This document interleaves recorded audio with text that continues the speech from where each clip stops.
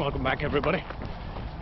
Today we're going to be talking about whether we should train with heart rate or whether we should train with pace for kind of the long ultra distances, 100 milers, 100 mile plus for anybody that's that way inclined. So look, we just jump straight into it. I want to kick off with some of the negatives for both. So start with pace. Biggest negative I see with running with running with pace for a 100 miler is different terrains. You've got kind of your uneven technical trail, you've got your hilly sections, you might be running into the wind. All that can kind of push your pace down, and in an already challenging time where you're struggling through them hard sections, and most 100 mile courses have a mixture of terrain, mixture of conditions, so you're already going through a hard time. You see that pace tumbling down, it can really start being a huge negative on the mind and just how the body performs, if you let it, of course. Now, that's probably the biggest negative I have of training with pace.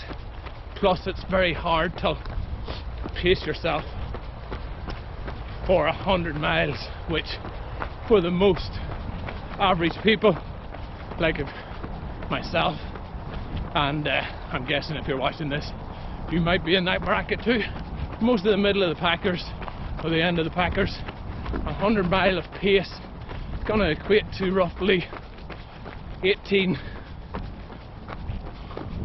plus hours, you know. Well, 18 would be the winners, 24 plus for the rest of us. But so that's a long time to be trying to hold a particular pace. Personally, that's probably the biggest negative, as I said.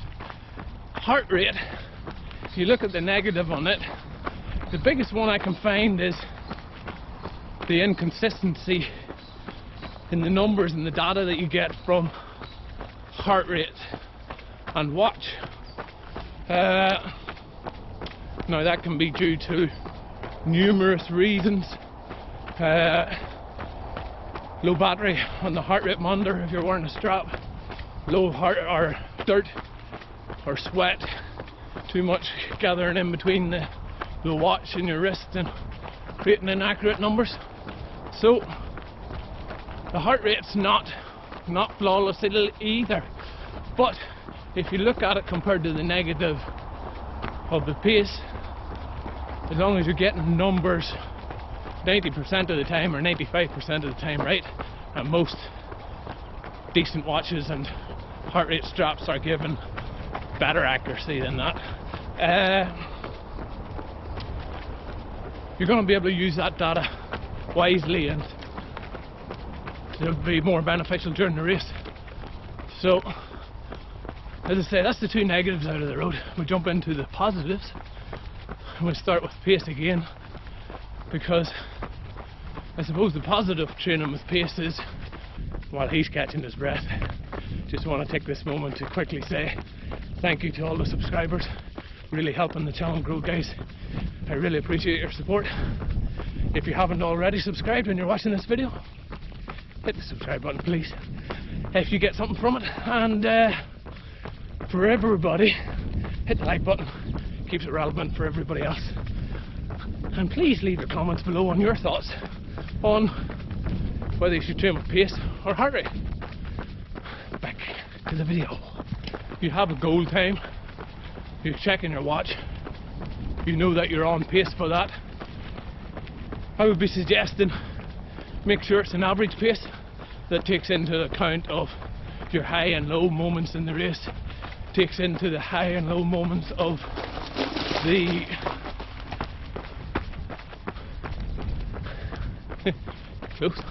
takes into the high and low moments of the the conditions that come. So whether you're running into wind or whatever. So if you've got an average pace, that is certainly the positive. You know you're on track for your goal.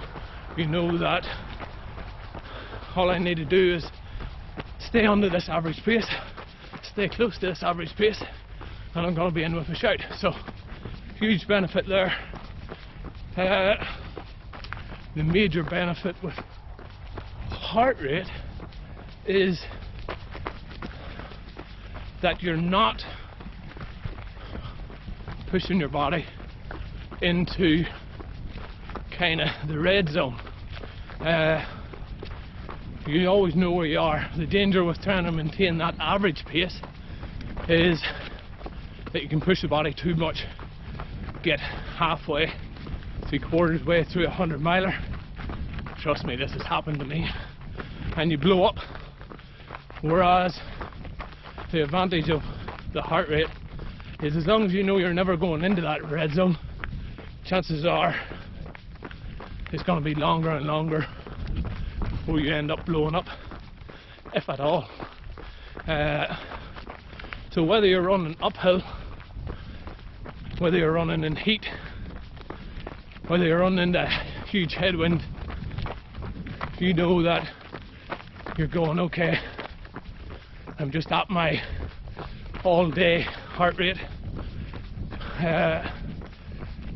Yes, I'm a little bit slower on pace, but I'm pushing exactly where I should be. It now becomes a positive and can keep you on track more. So look, that's the biggest benefit of the heart rate, is once you learn your numbers, and there's a video coming up straight after this on how you should train with heart rate. Once you know your numbers, once you get used to holding back, going at that pace, things are going to happen. Your fitness, endurance fitness, is going to go through the roof with about 8 to 10 weeks of base training. Your ability to run quicker at that all-day pace is going to happen. And the third thing, and probably the most important thing, is you're going to be really surprised at just how well you do in races with not having them blown up sections as often. So look, more on that in the next video coming up. I just wanted to point out, I want to keep this short and sweet so that you can get on with doing what you want to be doing. To me, it's a no-brainer, heart rate all the way, but if you want to use the average pace, it should be secondary along with the heart rate, just as a guide. Go, yep, I'm on target for my goal time, it's there, I know what pace I should be doing, but my golden rule is training with the heart rate and racing this race with heart rate. As usual, I hope you've got something from this video. If you have, hit the like button. If you're not already, hit the subscribe button. Leave the comments below. Love hearing from you all, and have fun.